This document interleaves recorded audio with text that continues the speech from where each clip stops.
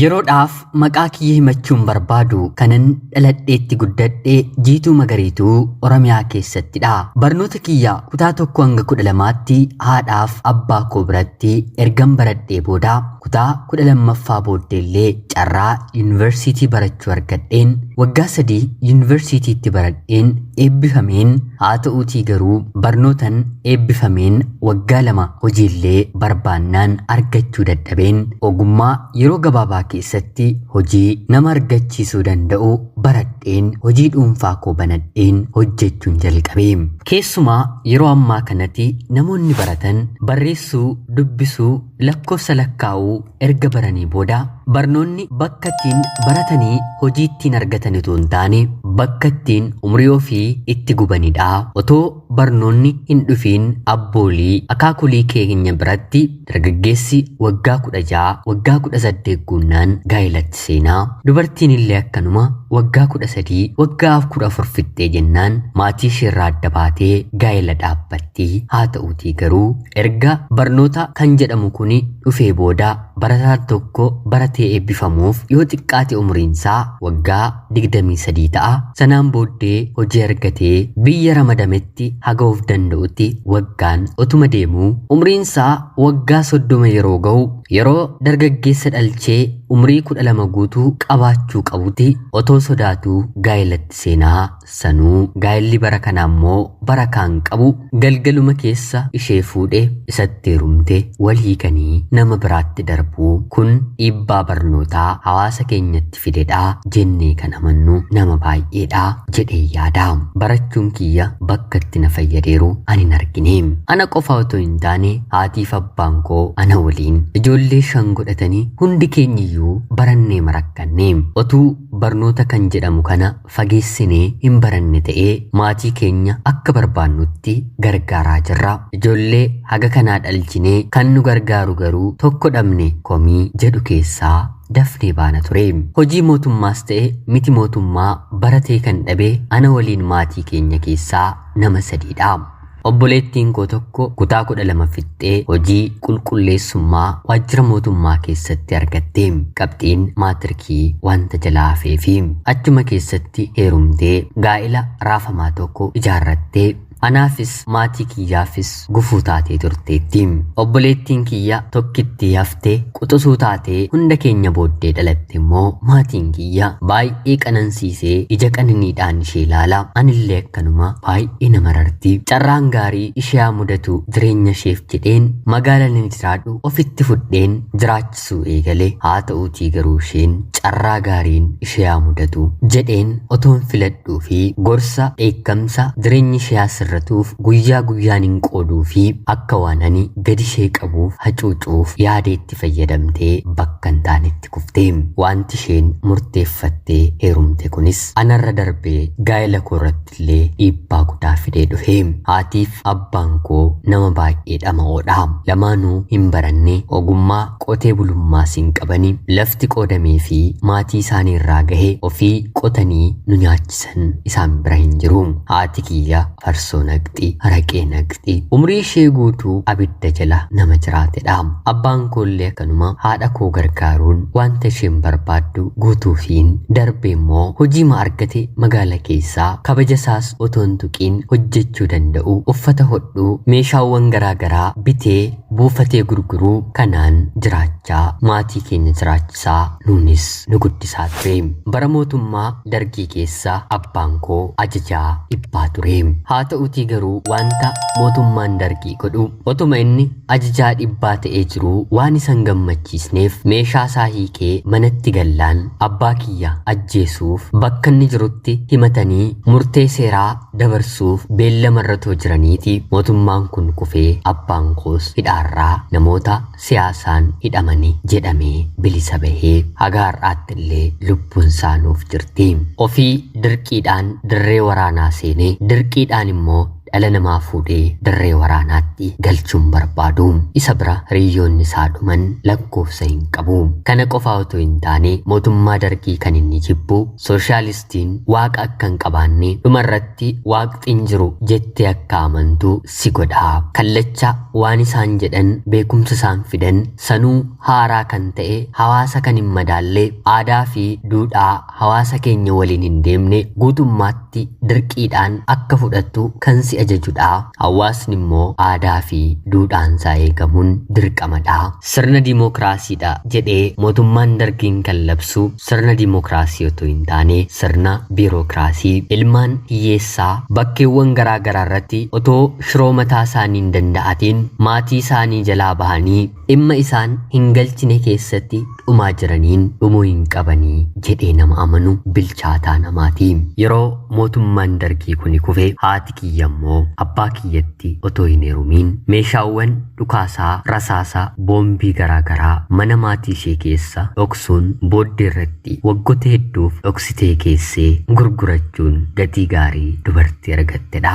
Dubartiidha garuu rasaasa dhukaasuu boombiillee darbachuu sirriitti hin dandeessi. Dhaloonni kun beekumsa akkanaarraa bilisadha mitiire. Ta'us garuu yeroo ammaa kanatti kutaa 8, 10 yookiin immoo 12 fixanii dubartoonni raayyaa ittisa biyyaatti dabalaman sababa carraan hojii hin jirreef baay'eetu jira. Ani karaa kiyyaa dubartii miti dhiiraafiyyuu jireenya kana hin deeggaru. Jiraachuuf dhalatanii abidda keessa immoo fedhiidhaan harka ofii kan galchanidha. Otuu biyyaaf ta'ee bu'aa qabaatee hundumti keenyiyyuu meeshaa hidhannee tokko taanee waliin qabsoofnee bareedaadha. Haa ta'uutii garuu inni bara kanaa ijoollee lakkuu obbolaa lamaantu walii galuu dadhabee gamanaaf gamasiin walitti dhukaasaa diinas waliif ta'ee tokkoon aangoo irratti baasuuf tokkoon immoo aangoo irra bulchuuf walitti dhukaasaa bulaa. Dhukaasa gamaa gamasii obbolaa lamaanirraa waggoota 5-6 kana kan arganne qaalii keenya Haacaaluu Hundeessaa dhabuu haadha manaa abbaa manaa hin qabne ilmaan haadhaaf abbaa hin qabne haadhaaf abbaa ilmaan jalaa dhuman qeerraa buqaan loon balleessaa isaanii malee dirree irratti dhukaasaan ajjeefaman qabeenya gubatan haadholii fi dubartoota gudeedaman dargaggoowwan harkaaf miilla dhaban horachuudha. Kanaan olis akka Oromiyaattis akka biyyaattis waa hedduu dhabnee jirra. Kanaaf akkanumaan bara kana keessa nama meeshaa rasaasaa hidhachuutti deemu keessi ko'anii hin jaalladhu. Sababiin isaa immoo ofirratti dhukaasuuf meeshaa kana qabatee ilaalcha kana akka horadhuuf kan na gargaare immoo abbaa koo bulchaa biyya kanaa anaaf caaludha. Bara 2011 mooraa yuunivarsiitii irraa qabxii gaariin eebbifame. Bara 2012 fi 2013 barnootan baradhuun hojii barbaaddachaan ture. Haa ta'uutii garuu hojii barbaaddachaa turus maddiitti garuu bortarii yoo hojiin dhabe karaa kanaan jireenya koo sirreeffachuun qaba jedheen mana moobaayilaa namaatti qacarameen gargaaraa ta'een suphaa moobaayilii kompiitaraa hojjechuu eegaleera. Bara 2013 yeroo dhumaarraa baatii 2 ogummaa kana guutummaa guutuutti akkan argadhuuf kanfaleen leenjii baatii 2 torbee 2 magaalaa Finfinnee deemeen baradhe. Sana baradheen as deebi'een magaala hojiitiif naaf taati bakka ittiin dhaladhe irraa magaala guddaadha bakkan jedhe kireeffadheen jiraachuu eegalee. Manan ani kireeffadhee haadha manaaf abbaa manaa waliin jiraatanii kan ta'u ofii isaan ilmaan walirraan godhanne. Haa ta'uutii garuu abbaan manaan gaa'ela godhatee erga haadha manaa isaarraa daa'ima godhachuu dadhabee booda yeroo dargaggummaa isaa waggaa 18 yookiin immoo 20tti daa'ima kan diidatti godhate waggaa 18 oliif otoo hin amaniin ilma ture. Haatis jalaa boqonnaan ilma kiyyadha jedhee fudhatee haadha manaasaa waliin guddifachaa jira. Haadha manaasaa ishee kana waliin yoo xiqqaate waggaa 10f waliin jiraatan daa'ima walirraatiin godhanne. Mana yaalaa yeroo deemanii garuu innis godhachuu danda'a isheenis godhachuu dandeessi. Haa ta'uutii garuu saayinsii yaalaa fayyaatiin daa'ima godhachuu danda'anis ala garuu godhachuu hin dandeenye. Kanaaf ilmi isaa yeroo inni kutaa 12ffaatti darbu mooraa isaanii keessa kireeffadheen jiraachuu eegale. Irra keessa yeroo ilaalaman haati manaanis abbaan manaanis ilmi isaaniis baay'ee nama gaarii fakkaatu nama waliin jiraachuu ni danda'u. mooraa isaanii keessa manni kireeffamu kanani keessa jiraadhu qofaadha. Inni dhaabbata NGO miti mootummaa keessa dalagaa. Isheen immoo haadha warraadha. Galima inni fiduun bilcheessitee qopheessitee maatii ishee jiraachisti. Bakka isaan jiranitti guyyaa ayyaanaa gara biyyaatti galuun maatii koo bira deemuun anaan hin barbaachisu. Nu waliin ho'isiitii akka garaa keetti dabarsinaan jedhu. Maatii kiyyadha jechuun ni danda'ama. Anis mana isaanii yeroon seenu waantan qaana'uuf harka qullaan seenu waa harkatti hin baadhaa. Keessumaa haati manaan baay'ee na jaallatti. Abbaan manaan illee akkanumadha. Anis yeroon biyyan galu dabalataan waan akka bunaa, dammaa, waan aanaan gandi keenyi sirriitti biqilchitu biteen qabadheefiin dhufa. Mana isaanii galeen hojiin mana moobaayilii banadhee haga har'aati bu'aa qabeessanaaf ta'ee anarra darbee maatii koollee jiraachisaa jira. Abbaan mooraa sanaa dhaabbata NGO kan intarnaashinaalii keessaa hojjeta. Miindaan isaallee baay'ee gaariidha. Haa ta'uutii garuu miindaan kansaa gaarii jedhamu yeroo isaati mana ittiin ijaare ani garuu torbee lamatti hojjedha. Haa ta'uutii garuu bara kanaani maallaqa kanaan lafti otoo tola naaf kennameellee mana ijaaruun naaf hin danda'amu. Sababiin isaa immoo baasiin baatiidhaan mana keessatti finnu yoo xiqqaate gara 40,000 50,000tti siqeera. Jiraachuun yeroo baay'ee ulfaatuu fi namni inni kaan akkamittiin jiraata jedhamnee bara wal gaafannurra jirra. Keessumaa hojjettoota mootummaa qarshii 10,000 15,000 argatan, waardiyoota 5,000 4,000 argatan akkamitti jiraatu inni jedhu anumaaf hibboo deebisee natti ta'a. Jaalallee kan hin qabadhe mooraa yuunivarsiitii yeroon baradhuti. Anaa fi jaalalleen koo kan wal barree qophiin ayyaanaa mana amantaatti gaggeeffamu sagantaa sanarratti walaloo dubbisuu barreessuu jaallatti. Haalli isheen walalootti barreessite barattoota yeroo sana qophii sanarratti hirmaanneef dhiyeessite baay'ee qalbii koo fuudhe. Haalli uffannaa isheellee sirna mana amantaa waan eeggateef qalbii koo fudhate. Dubartoonni dormii ishee ijoollee biyya kooti. Guyyaa isheen walaloo nuuf dubbiste sana galgala bilbila ishee ijoollee biyya koorraa fudheen nan bilbileefi walaloon ati guyyaa har'aa dubbiste jireenya koo duubatti deebi'een akkan of ilaalu akkan of hin jajjabeessu na godheera. Waantan kaleessan dogongore sirreeffachuu dadhabus gara fuulduraatti garuu baay'ee na utubaa. Walaloo sagaleedhaan nuuf walaleessite kana barreeffamaan naaf kennuu dandeessaayii koppii godheen siifan deebisaa jedheen gaafadheeni. Isheenis rakkoon qabu jettee ofii koppii gootee naaf kennite. Walitti dhiyeenyi keenyi ishuma kanaan eegalee. Bakki dhalootaa fi bakki jireenya maatii keenyaa kan koo baha kan ishee immoo dhiyaadha. Baay'ee walirraa fagoodha. Oromiyaa keessa taanus kiiloomeetira 600 ta'utu gidduu keenya jira. Maarreegaa jaalalaaf wanti dadhabamu hin jiru mitiire nan jaalladheen nan gaafadhe. Isheenis haala sirna mana amantaatiin qofa heerumuu akka barbaaddu yeroo sumanatti himte. Anis fedhii koodhan jedhe wal barree torbee lamatti akka wal fuunullee murteessine. Kan nuti murteessine guyyaatti wal fuunudha. Lamaan keenyu erga hojii qabannee yookiin immoo argannee booda wal jennee. Barattee eebbifamtee isheen ogummaa baratteen yeroo suma hojii argate. Anaan illee baay'ee na gargaaraa turte. Yerootti humni koo mana kireeffachuu hin dandeenyetti meeshaa na barbaachisan naaf bittee mana naaf kireessitee kan na galchite isheedha. Maatiin koo akkuma durseen isinitti hime haalli gargaarsi isaanii hanga kanaatti waan hin taaneef bakka namni na barbaachisutti riyaan koo jaalalleen koo kuni nama naaf taateetti. Sirna gaa'elaa keenyaas bifa isheen barbaaddutti otoo hin taane ani seera mana amantaa guutuu waan hin dandeenyeef bifa isheen barbaaddurraa gadi siqnee cidha keenya irratti dhiira 2 durba 2 qofaa hirmaachisnee nyaata bareedaa hoteelatti nyaannee uffata bareedaa nu miidhagsu uffannee wal qabannee gara mana keenyaatti waliin gallee.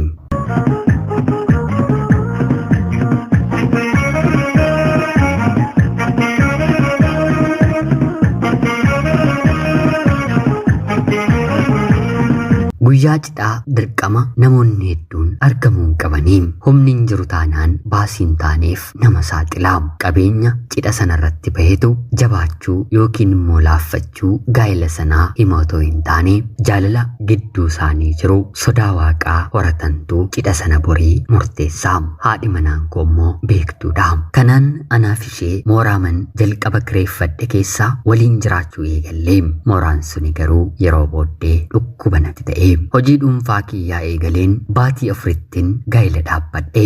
Hagas mara namaaf sodaachisaa fakkaatus haati manaan koo garuu dandeessuu akka baraa dubartiin taane wanta taateef homaa bakkatti natti ulfaachiste. Wayyoo maafanitti seene kana biti kana godhi na jettee humnaa ol bakkatti na gaafatte. Hagaarraatti hin qabu baatii kana yoo goone yoo waaqayyo jedhe baatii lamaan kana yookiin immoo sadan kana walitti finnee kana godhanna jettee nama na gorsitudha. Walii galleetii waliin jiraannaa wal kabajnasii. Ani xiqqoo rakkoon kiyya ergan hojii kana eegalee hojiin kun takkaa namaaf milkaa'a takkaa immoo nama dida waan na ta'eef aarii guddaa horachuu jalqabeera. Moobaayila tokkorra sa'aatii 4 sa'aatii 5 gadi jedhee tureen dhumarratti otoo naaf hin milkaa'in hafaa. Takka immoo daqiiqaa 10 yookiin immoo 15 irratti dabarseen qarshii 2,000 yookiin immoo 3,000 argadha. Hojii baay'ee raafamaadha.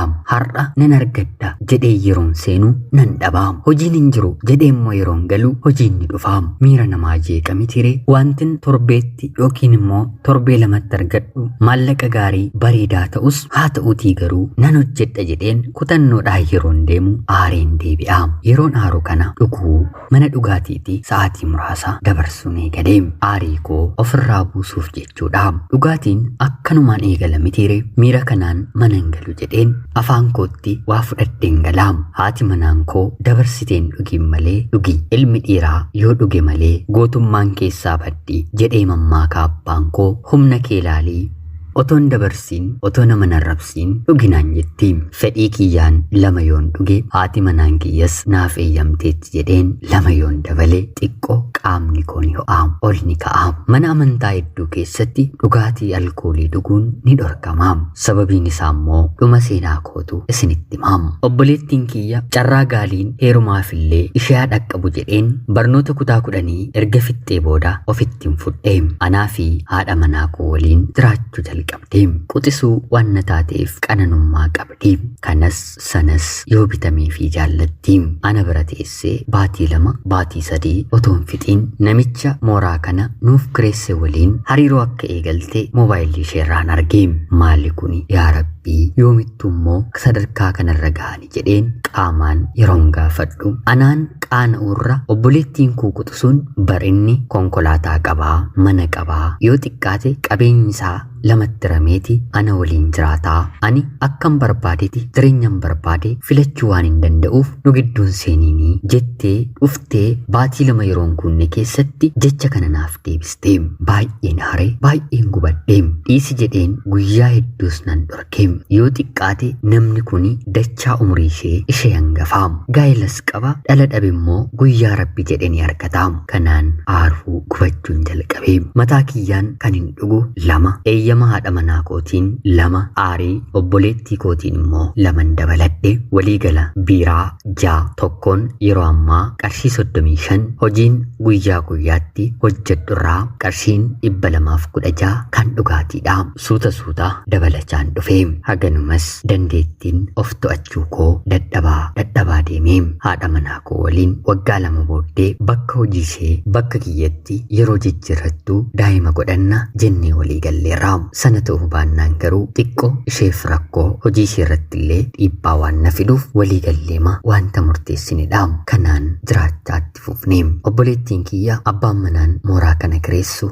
manaa bahee deemsa daqiiqaa 5 booda konkolaataatti ishee fudhatee deema. Guyyaa tokko innis nama guddaadhaati diidatti waameen maal jalqabdaniittu maaliif hin dhaabdanii? Obboleettiin kiyya humna kootii ol taatee jirti. Ati nama haadha manaa qabdu umriidhaan illee isheen madaalledha jedheen gaafadheeni. Kanaan innis bifa obbolummaatiin amala gaariidhaan tasgabbooftee na gaafachuu keef guddaa galatoomi.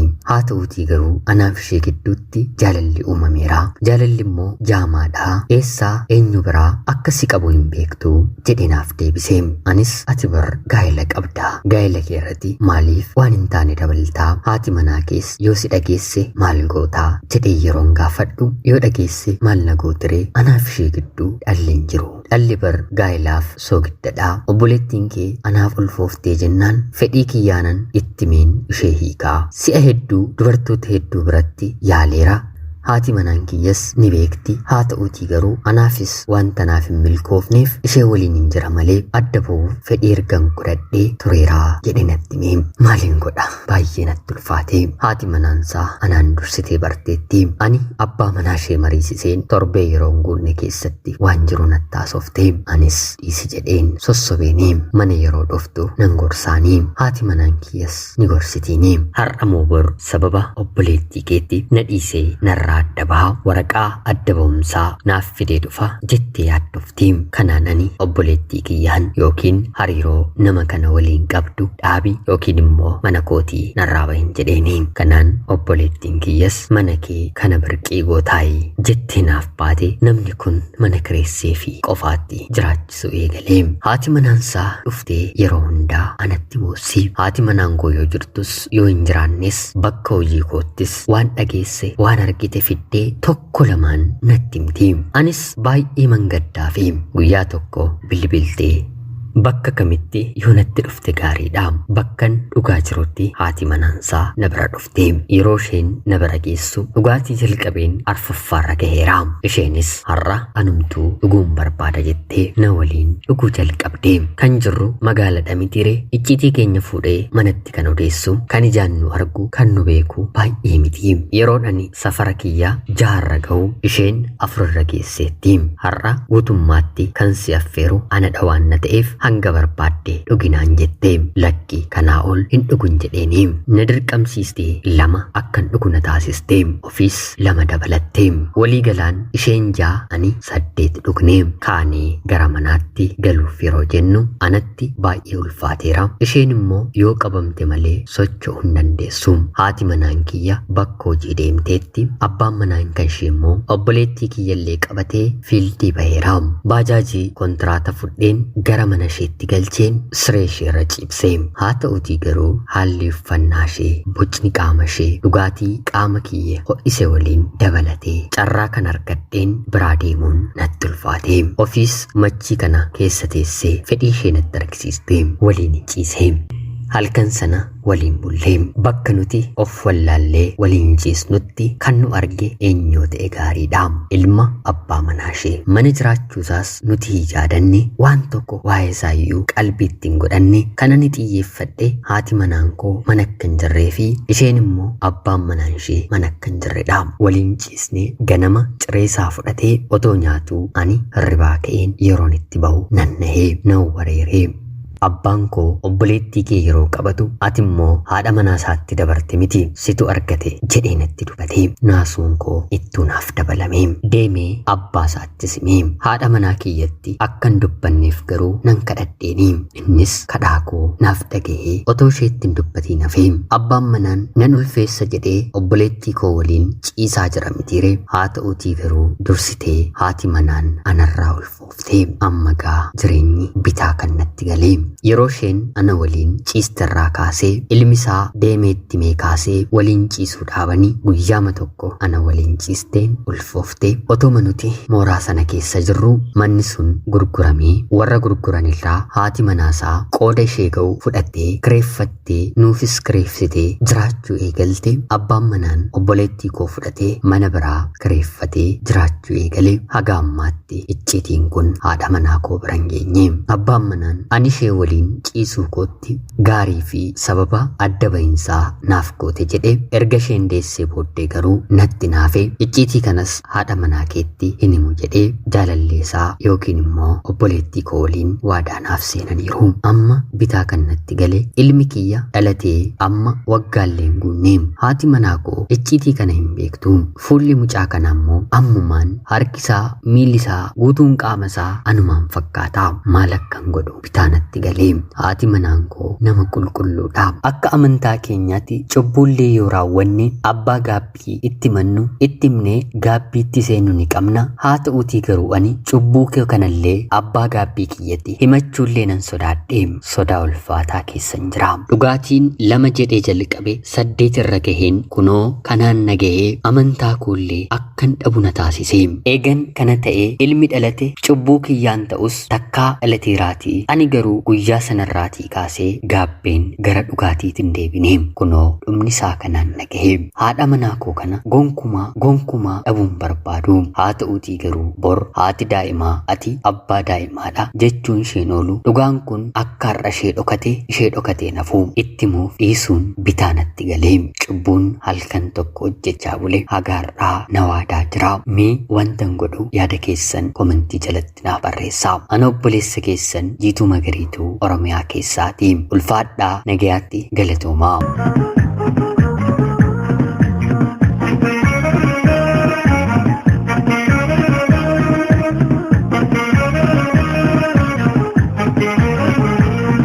Yoyyaa shamaa akkam jirtu kabajamtoota hordoftoota qophii keenya. Nagaaf jaalalli tokkummaan bakka jirtan hundaatti hunda keessaniif haa ta'u jecha guyyaa har'aallee seenaa ajaa'ibaa obboleessi keenya tokko nuuf qoode siniif dubbiseen hin ga'a. Akkasin irraa barattaniif hubannoo cimaa ta'e tokko irraa argattan homaa shakkii tokkollee hin qabu. Yaada barbaachisaa obboleessi keenya nu gaafate komentii jalatti barreessaafiiti. Maal akka gootan maal gochuu akka inni qabu qoodaa fi jecha qophiin guyyaa har'aaf siniif qabaddeen dhiyaadhee kanuma fakkaatti. Haga yoonaatti yeroo keessan naaf kennitanii dhaggeeffachaa turuu keessaniitiif guddaa galatooma. Like, share fi subscribe gochuullee hin dagatinaa jecha qopheessuuf qindeessuun si waliin kanan ture ani Gammachiista Shoomeeti. Seenaa gara birootiin guyyaa boreen walitti deebinutti bakka jirtan maraan turtii gaarii horaa bulaa.